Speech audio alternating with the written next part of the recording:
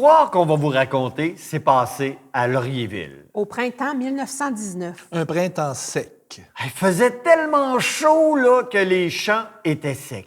Les vieilles sèches étaient encore plus sèches. Les enfants étaient secs.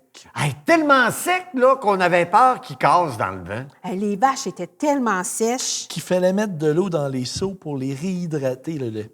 Sec, ben sec. Les agriculteurs étaient sur le bord de perdre leur récolte. Leurs animaux. Le village avait chaud. Trop chaud. Viens, ma soeur, on va aller voir le curé, là. Il reste plus rien que juste le bon Dieu qui peut faire quelque chose pour nous autres. Ah, le bon Dieu, ça fait combien d'années que t'as pas été à l'église, le frère? Que t'as pas fait tes Pâques? T'es sur le bord de virer en loup-garou. Laisse faire avec tes niaiseries, là, puis arrive. Ah ben, je pensais jamais vous voir ici, vous autres. Depuis votre baptême, on peut pas dire que vous venez souvent à l'église. Vous avez bien raison, monsieur le curé. Oui. On n'est pas parmi vos plus fidèles agneaux. Mais là, il faut vraiment faire quelque chose. Ça n'a plus de bon sens. Oui, monsieur le curé, là, il faut qu'il mouille. Le village part en poussière. Monsieur le curé, si il faut que je me présente à la messe à tous les jours, je vais le faire. Moi, je vais aller à la confesse, puis je vais suivre religieusement toutes vos neuvaines. Le bon Dieu, il vous écoute. Parlez-y! Je vais voir ce que je peux faire, mais il est certain que si toi, Roger, tu viens à chacune de mes messes, et que toi, Marie, tu te mets à fréquenter religieusement mes neuvaines, le bon Dieu ne peut qu'être à l'écoute. Pour qu'il mouille, nous sommes prêts. En passant, le cimetière aurait bien besoin d'une croix. Je suis certain que notre Seigneur serait plus à l'écoute avec une belle croix au centre de notre cimetière. Faites-la construire, puis on va la payer, hein, mon frère? Croix sur le cœur, là, on va payer chacun notre part. La pluie arriva en abondance. On aurait dit que le bon Dieu avait ouvert les vannes du barrage céleste. Presque trop, là. De l'eau. Encore de l'eau. Des siaux. Le curé puis le bon Dieu avaient fait équipe. Parce que Le frère et la sœur avaient tenu leur promesse. Des messes. des neuvaines, En un temps, là. Presque au complet. le retour de la pluie ramenant le frère et la sœur à leur besogne.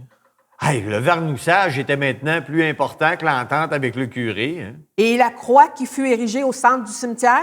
Elle attendait paiement. J'ai des semences à payer. J'ai dû faire soigner ma jument. C'est cher. J'ai pas encore eu mes gages. Là. Un nouveau système de paye, là, Phoenix, il paraît. Là.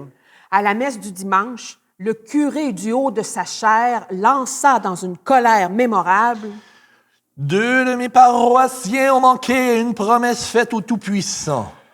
Notre Dieu n'est pas un Dieu de vengeance, mais attention, soyez vigilants.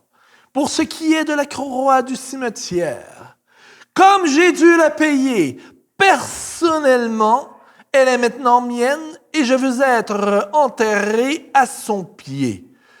Je vous prédis qu'il y aura toujours quelque chose qui va se passer pour vous rappeler et que vous n'avez pas tenu votre promesse.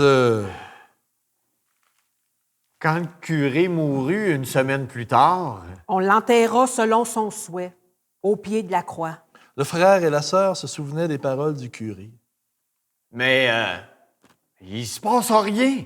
L'inquiétude s'estompa avec les saisons, L'été fit place à l'automne, L'automne à l'hiver, l'hiver au printemps, le printemps à l'été. il se passe rien. puis ce fut le retour de l'été. Fait donc ben chaud. Il n'a pas mouillé depuis la fonte des neiges en mars, puis nous voilà en mai. Tout est sec, trop sec. Il y a juste le gazon autour de la croix du cimetière qui reste vert. C'est un signe? Le 18 mai 1922, Le feu a débuté vers 11h chez le boucher-comtois dans le village de Laurierville, le feu s'est propagé avec une extraordinaire rapidité, à cause des forts vents. Malgré la prompte intervention des pompiers de Plessisville, à qui, il faut le préciser, ont mis moins d'une heure pour se rendre sur les lieux. Pour prêter main forte aux citoyens, 23 bâtiments incluant des manufactures, La fabrique de portes et fenêtres, le bureau central du téléphone, les boutiques de boucherie, de forges et de ferblanterie, ainsi que 19 granges ou hangars ont été des pertes totales. Le bas niveau de la rivière Noire ne permit pas de suppléer à l'aqueduc qui s'était tari. Sans eau, il a été impossible de maîtriser les flammes. L'église et le couvent ont été épargnés. Le feu n'ayant miraculeusement pas franchi le cimetière. L'incendie n'a heureusement pas fait de décès officiel. Ouais, mais 2 personnes, un frère et une sœur ont quand même disparu. Mais aucun corps n'a jamais été retrouvé.